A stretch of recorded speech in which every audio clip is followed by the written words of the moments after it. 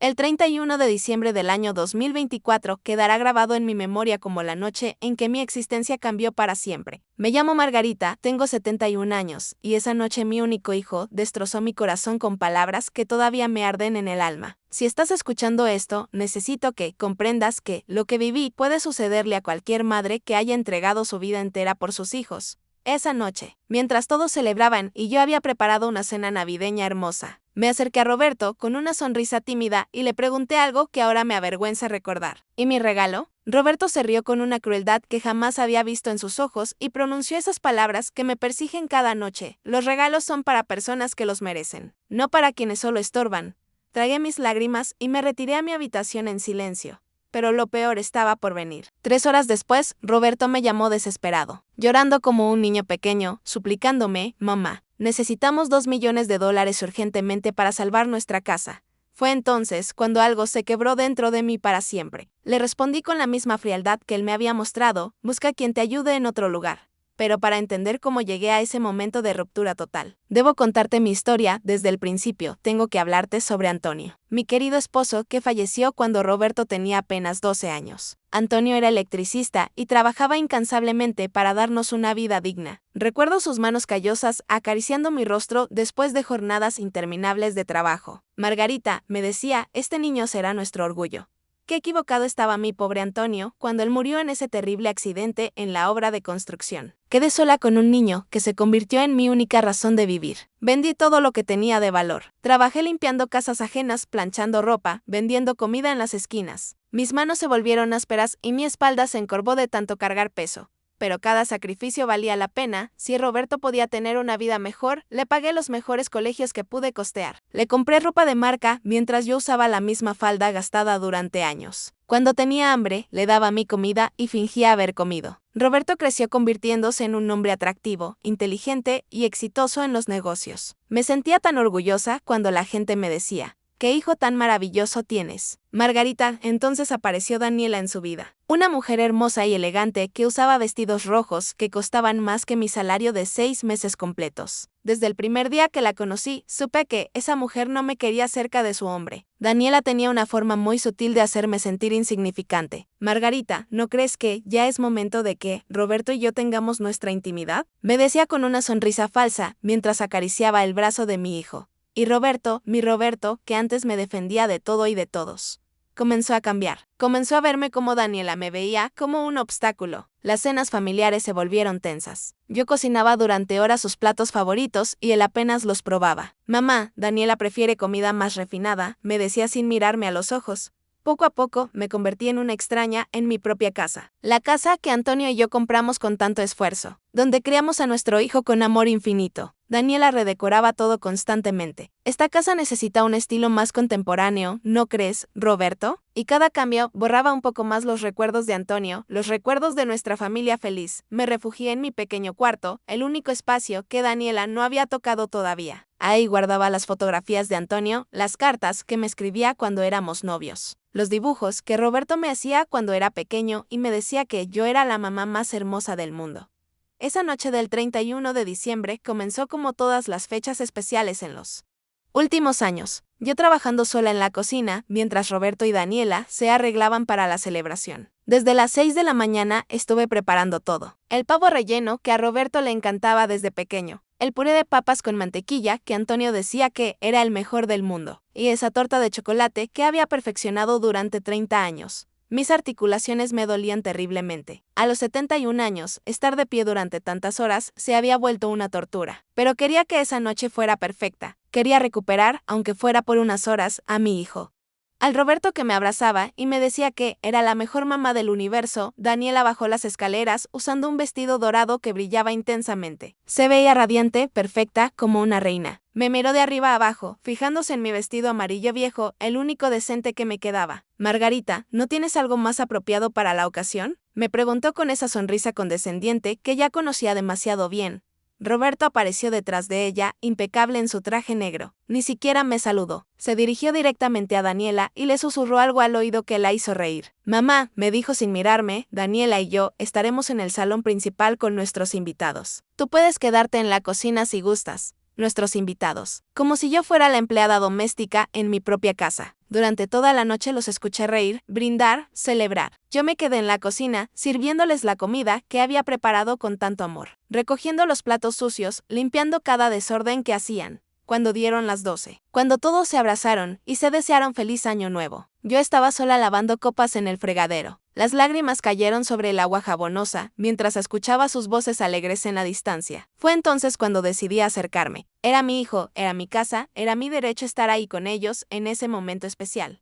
Cuando entré al salón, las conversaciones se detuvieron. Daniela me miró como si hubiera parecido un fantasma molesto. Los invitados, personas que no conocía, me observaron con curiosidad. Roberto, dije con voz temblorosa, ¿y mi regalo? El silencio que siguió fue ensordecedor. Roberto intercambió una mirada con Daniela antes de soltar esa risa cruel que aún me da pesadillas. Los regalos son para personas que los merecen, me dijo, mientras todos sus amigos reían también. Daniel añadió como una daga final. Margarita, creo que ya es muy tarde para ti. Deberías estar descansando. Me fui a mi cuarto, sintiéndome como una niña regañada. Me senté en mi cama pequeña, abrazando la fotografía de Antonio, y lloré como no lloraba desde el día de su funeral. Antonio, le susurré a su imagen, nuestro hijo se perdió. No sé dónde quedó el niño que tanto amábamos. Pero a las 3 de la madrugada, mi teléfono sonó. Era Roberto y su voz ya no tenía nada de esa arrogancia de unas horas antes. Estaba llorando, casi gritando de desesperación. Mamá, por favor, ayúdame. Necesitamos $2 millones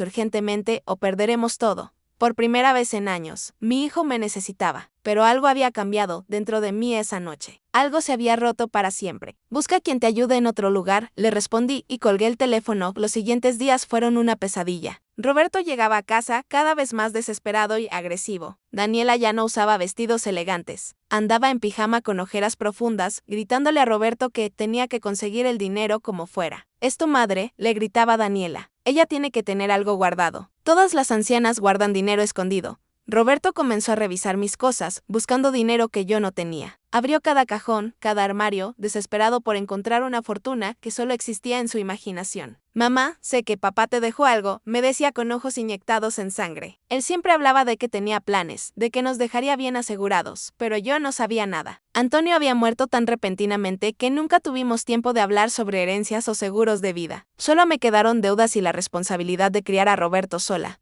Una noche, mientras Daniela y Roberto discutían en el salón, escuché claramente de qué se trataba todo este desastre. «Te dije que era una inversión segura», gritaba Roberto. «Luis me aseguró que, en 6 meses, tendríamos el triple del dinero».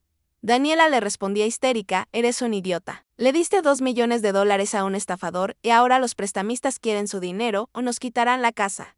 Ahí entendí todo. Mi hijo había sido víctima de una estafa piramidal. Había hipotecado nuestra casa, la casa que Antonio compró con el sudor de su frente, para invertir en una promesa falsa de riqueza fácil. Y ahora esperaban que yo, una anciana de 71 años que vivía con una pensión miserable, lo salvara. Pero lo peor aún estaba por venir. 3 días después del año nuevo, Roberto y Daniela bajaron las escaleras con maletas en las manos. «Mamá», me dijo Roberto sin poder mirarme a los ojos, «Daniela y yo nos vamos a quedar unos días en casa de su hermana». «¿Y yo?», pregunté, aunque ya sabía la respuesta. Tú ya eres grande, mamá. Es hora de que seas independiente». Daniela sonrió con malicia desde atrás. «Margarita, ya es hora de que dejes de ser una carga para Roberto. Él tiene su propia vida que vivir». Se fueron. Me dejaron sola en esa casa fría, sin dinero, sin nadie. Mi propio hijo me había abandonado en mi momento de mayor vulnerabilidad. Esa noche, sentada en la cocina, donde había preparado miles de comidas para Roberto, donde había curado sus heridas cuando era niño, donde había llorado la muerte de Antonio, me di cuenta de que mi vida como la conocía había terminado. Los días que siguieron fueron los más oscuros de mi vida. Me quedé completamente sola en esa casa enorme que de repente se sentía como un mausoleo lleno de recuerdos dolorosos. El refrigerador estaba casi vacío. Roberto se había llevado todo lo que pudo antes de irse, dejándome apenas con algunos restos de comida y la humillación de saber que mi propio hijo me consideraba un estorbo. Durante las primeras noches no pude dormir. Cada ruido me sobresaltaba, cada sombra me recordaba lo vulnerable que estaba. Traté de llamar a Roberto varias veces, pero su teléfono siempre estaba ocupado o simplemente no respondía. Cuando finalmente logré contactarlo, su voz era fría como el hielo. «Mamá, ya te dije que Daniela y yo necesitamos nuestro espacio. Tú tienes que aprender a valerte por ti misma». «Pero Roberto», le supliqué, «soy tu madre. No tengo a dónde ir. Busca un hogar para ancianos o algo así. Yo no puedo estar cargando contigo toda la vida». Esas palabras me dolieron más que cualquier golpe físico que hubiera podido recibir. El niño que había cuidado cuando tenía fiebre, al que había consolado después de cada pesadilla, al que había defendido de todos los problemas del mundo, ahora me trataba como basura. Una semana después de que se fueron, apareció un hombre en mi puerta. Era alto, vestía un traje gris y tenía una carpeta llena de documentos. «¿Señora Margarita?», me preguntó con voz profesional. «Sí, soy yo. Soy el señor Gutiérrez. Represento a los acreedores de su hijo Roberto. Vengo a notificarle que esta propiedad será embargada en 30 días si no se salda la deuda de $2 millones. El mundo se me vino encima. No solo había perdido a mi hijo, sino que también perdería la casa donde había construido toda mi vida con Antonio.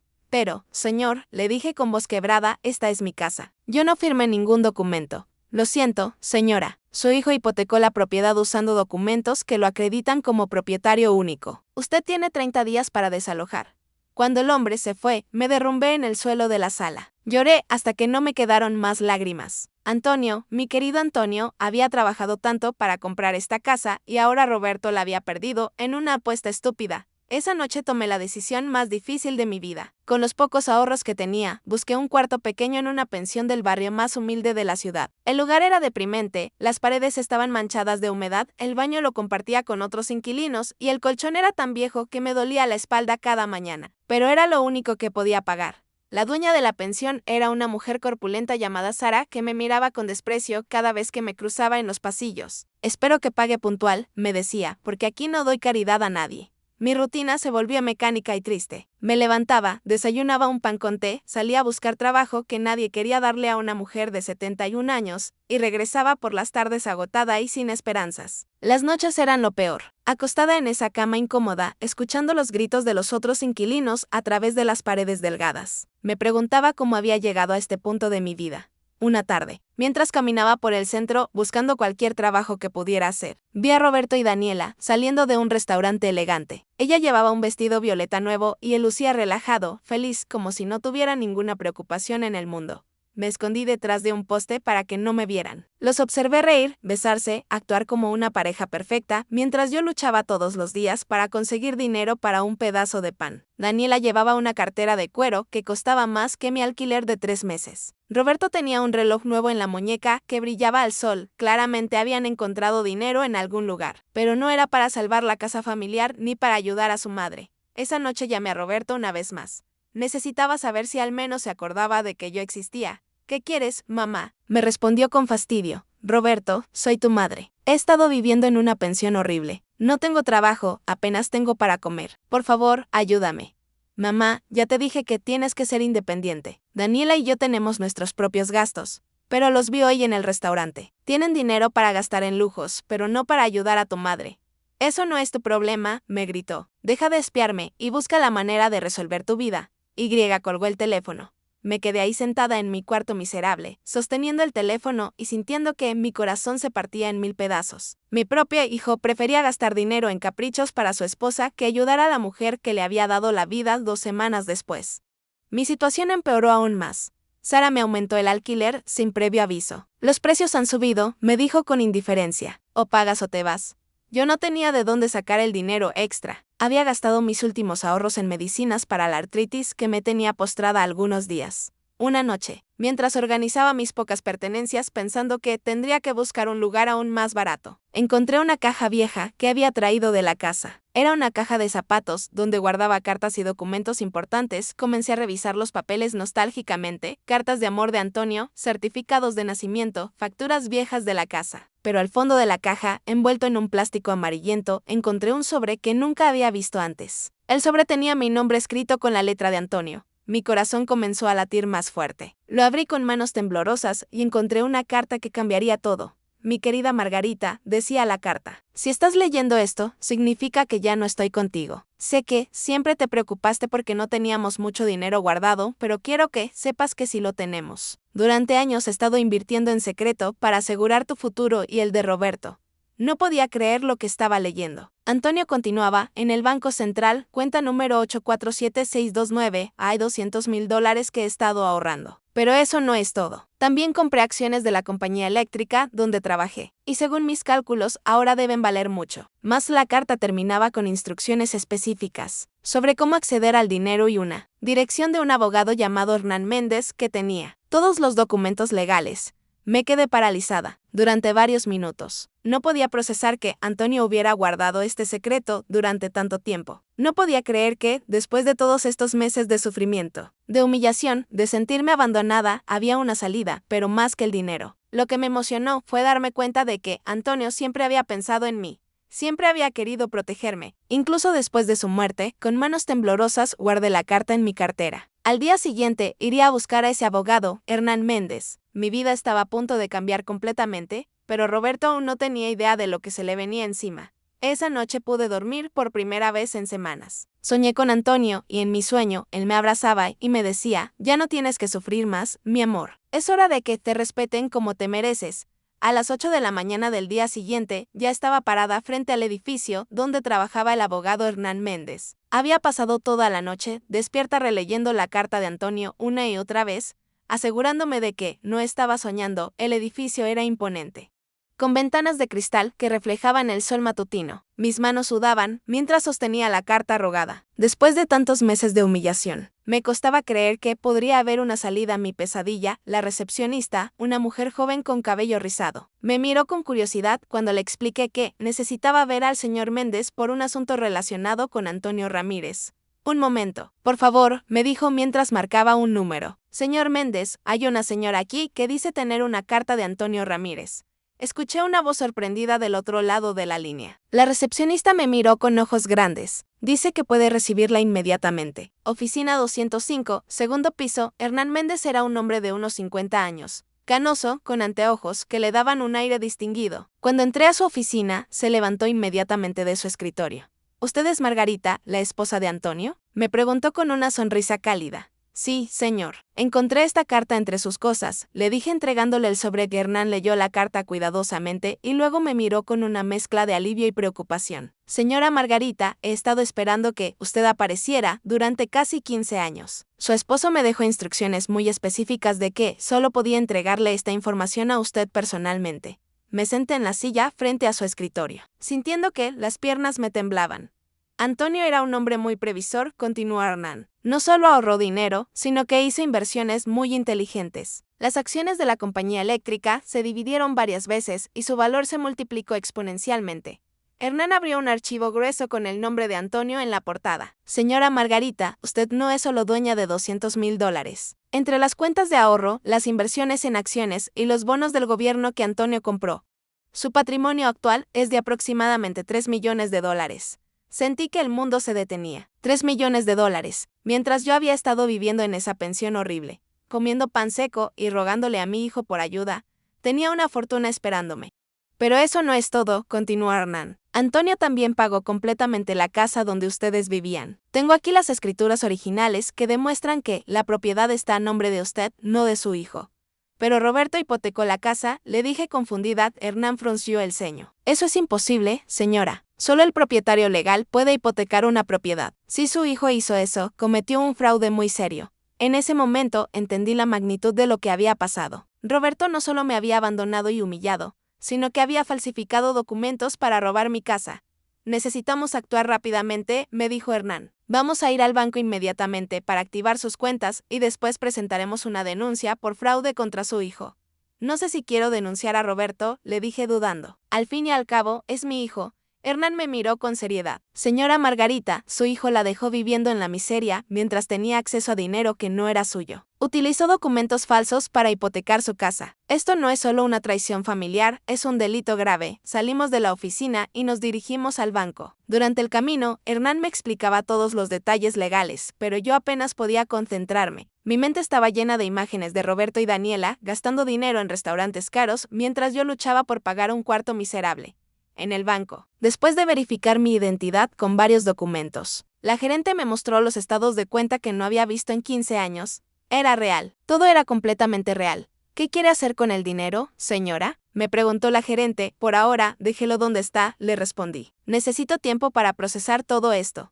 Cuando salimos del banco, Hernán me dio su tarjeta personal. Señora Margarita, creo que es hora de que recupere lo que es suyo. Su casa, su dignidad, su vida. ¿Está lista para enfrentar a su hijo? Esa tarde regresé a mi cuarto en la pensión. Pero todo había cambiado. Ya no era una anciana abandonada rogando por compasión. Era una mujer con recursos, con poder, con la capacidad de cambiar mi situación completamente.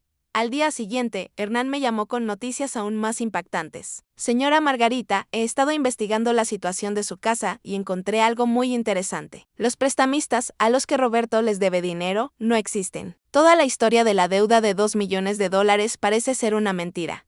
¿Qué quiere decir? Pregunté confundida. Creo que su hijo y su nuera están tratando de estafarla. Probablemente inventaron toda la historia de la deuda para que usted les diera dinero que pensaban que tenía escondido. La traición era aún peor de lo que había imaginado. Roberto no solo me había abandonado, sino que había tratado de robarme usando una mentira elaborada. Sentí una rabia que nunca había experimentado antes. No era solo dolor por la traición de mi hijo, sino una furia ardiente hacia las personas que habían calculado fríamente mi sufrimiento. Esa tarde decidí dar el primer paso. Llamé a Roberto, pero esta vez no iba a suplicar. «Hola, Roberto», le dije con voz calmada. «Mamá, ¿cómo estás?». Su voz sonaba falsa, como si estuviera representando el papel de hijo preocupado. «Estoy bien. De hecho, estoy mejor que nunca». «Roberto, quería hacerte una pregunta sobre la casa». Hubo un silencio largo del otro lado de la línea. «¿Qué quieres saber?». «Quería saber exactamente qué documentos usaste para hipotecarla». «Mamá, ¿por qué preguntas eso? Ya te expliqué que». «Solo contesta mi pregunta, Roberto». Su voz se puso nerviosa. Usé los documentos que papá me dejó. Interesante. Porque acabo de descubrir que papá nunca te dejó ningún documento de la casa. El silencio que siguió me confirmó todo lo que necesitaba saber, mamá. Yo puedo explicarte. No necesitas explicar nada, Roberto. Nos vemos pronto.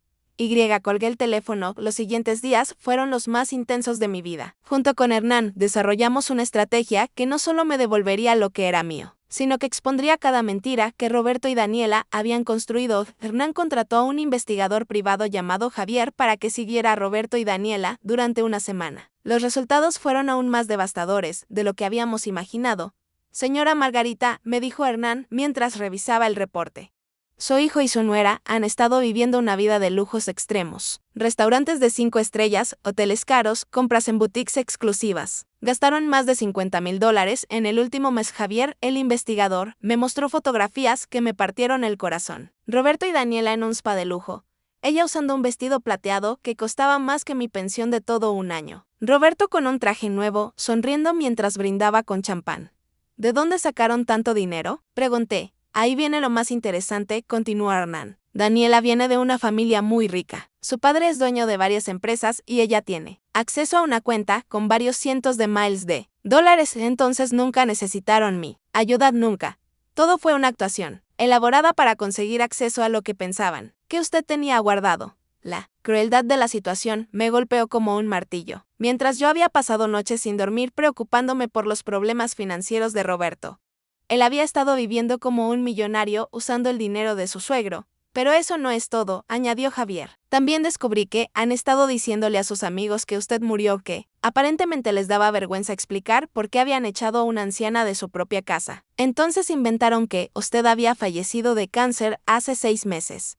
La noticia me dejó sin aliento. No solo me habían abandonado físicamente, sino que me habían borrado completamente de su existencia. Esa revelación encendió una llama de determinación en mi pecho que no sabía que tenía. Era hora de recordarles que yo estaba muy viva.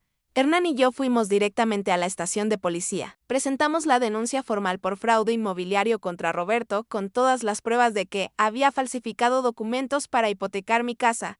El detective a cargo del caso, un hombre mayor llamado Raúl, revisó todos nuestros documentos con cuidado. «Señora, este es un caso muy claro de fraude documentario. Su hijo podría enfrentar entre 5 y 10 años de prisión por esto». Después de la denuncia, Hernán me llevó a un banco diferente donde abrimos una nueva cuenta a mi nombre. Transferimos $1 millón para uso inmediato y dejamos el resto en inversiones que me generarían ingresos mensuales por el resto de mi vida.